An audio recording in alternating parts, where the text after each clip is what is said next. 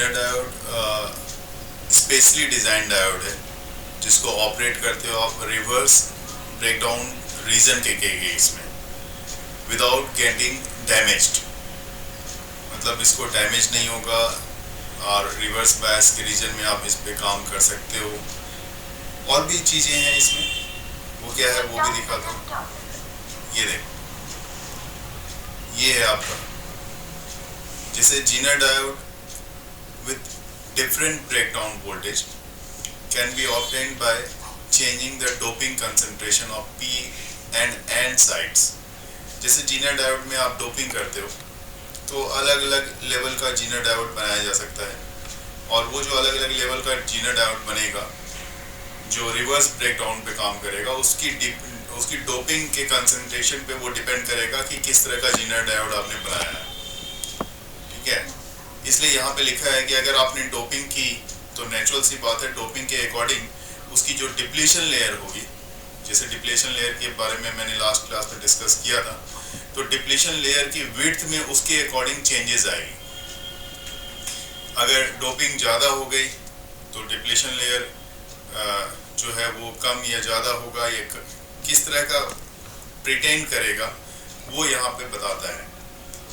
ठीक है, तो इसलिए यहाँ पे लिखा है Zener diode with different breakdown voltage can be obtained by changing the doping concentration of P and N side, which in turn change the width of the depletion layer and also the barrier field across the junction। Obviously बात है depletion layer की width में changes होगी तो उसके barrier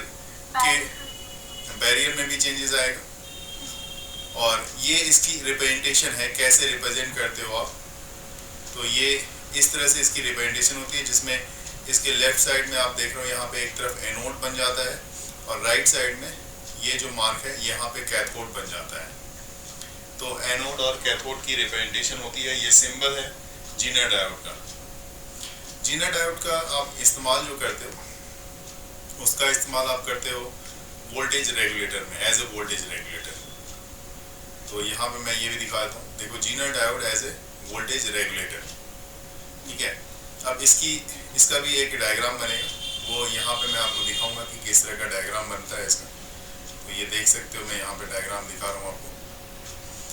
तो इस तरह से यहाँ पे मैं यहाँ ले रहा हूँ, ये देखो, ये एक तरफ मैंने रेगुलेटेड वोल्टेज लिया है और इसमें अलग अलग जगह पे जहाँ पे रेजिस्टेंस लगेगा वो मैं दिखाऊंगा और जहाँ पे जीनर डायोड लगाना है उसको भी मैं यहाँ पे दिखाने वाला हूँ।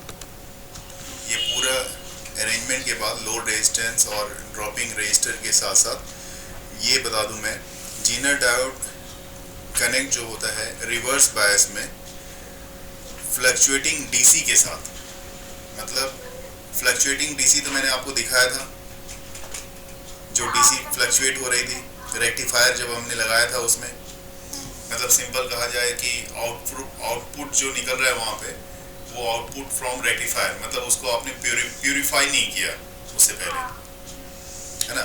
तो यहाँ पे जो आप यूज़ कर रहे हो वो आपका फ्लक्चुएटिंग डीसी है।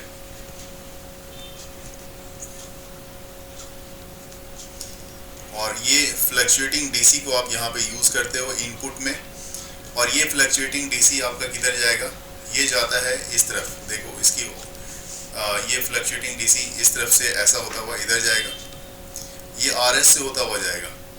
ठीक है, जब ये RS से होता हुआ जाएगा तो यहाँ पे आपने क्या किया है, यहाँ पे आपने पैरेलल में ये जीनर डायोड को कनेक्ट कर दिया है।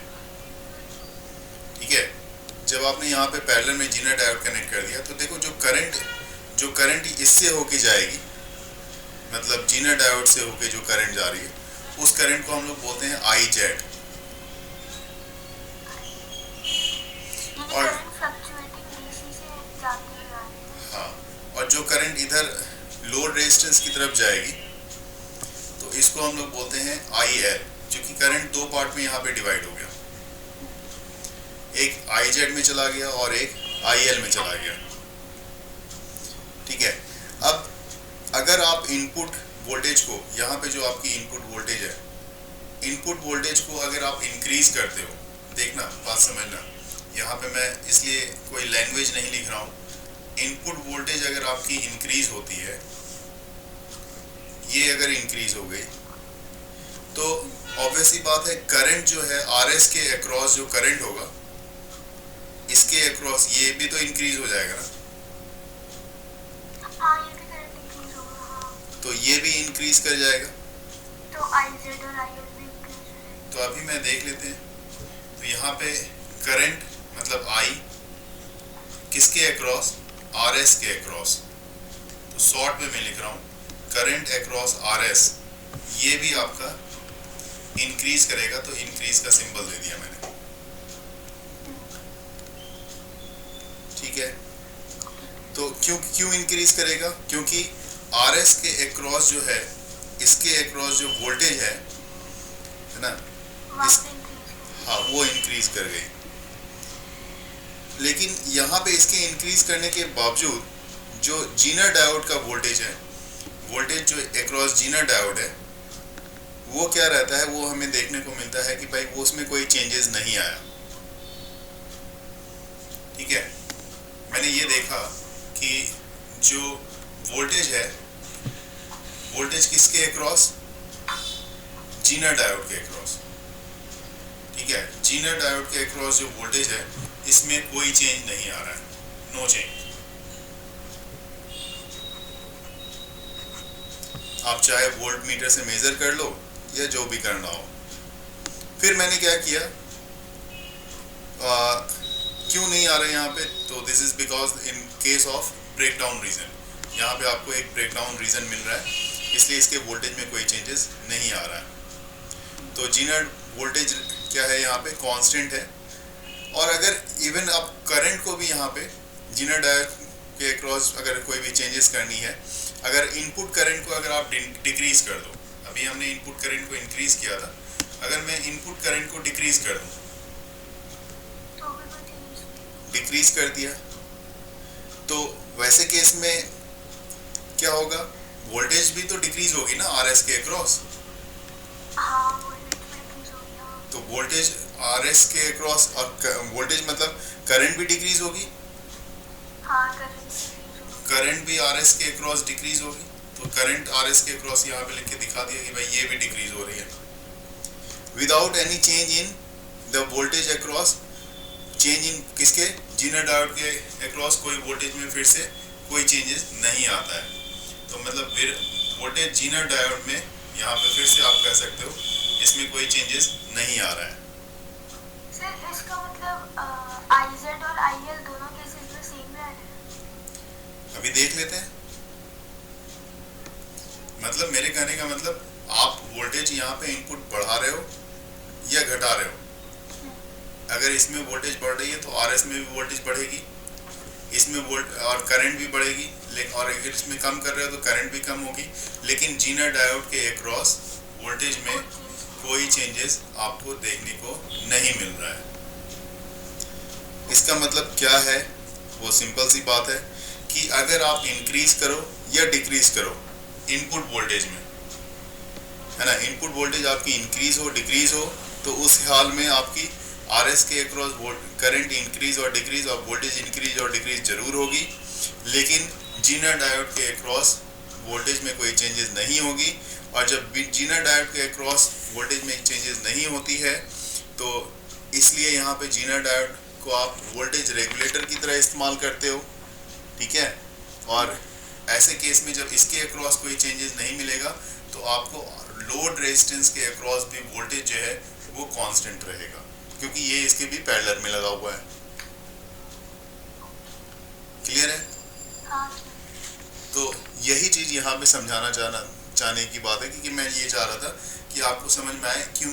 क्योंकि आप वोल्टेज को फिक्स कर लेते हो। अब देखो, जैसे रेगुलेटर, जैसे घर है, घर में आपके फैन लगा हुआ है, फैन के साथ रेगुलेटर कनेक्ट है, ठीक है। अब रेगुलेटर में आप रेगुलेटर को 2 पे आप चला रहे हो, तो चाहे वोल्टेज आपकी बढ़े या कम हो, फैन की स्पीड वही रहेगी। आप चाहे 3 पे चलाओ या 4 पे या 5 पे चलाओ, अगर करंट कम भी हो गया, मतलब वोल्टेज कम भी हो गई, इनपुट कम भी रहा, डीसी के केस में, घर में देखो एसी सप्लाई होता है, इस चीज का ध्यान रखना। हाँ। डीसी के केस में, लेकिन फिर भी वहाँ के फैन की स्पीड में कमी नहीं आएगी क्योंकि वो उसको हमेशा कांस्टेंट ही बना के रखेगा। चाहे इनपुट आपका एक समय तक इनपुट करने का मतलब इनपुट देखो, जैसे जैसे इनपुट बढ़ रहा है, इनपुट ऐसा बढ़ा तो आउटपुट भी बढ़ा, इनपुट और बढ़ा तो उस रेशियो में आउटपुट भी बढ़ रहा है क्योंकि एक स्ट्रेट लाइन जा रहा है। इनपुट और बढ़ा, आउटपुट और बढ़ गया, इनपुट और बढ़ा। एक सर्टेन वैल्यू के बाद जब इनपुट की वैल्यू एक सर्टेन वैल्यू तक पहुंचती है, उसके बाद आउटपुट जो होता है आपका, वो आउटपुट आपका कांस्टेंट हो जाता है ना। यही इनपुट और आउटपुट के बीच का ग्राफ जेनर डायोड के लिए बनता है हमारे पास।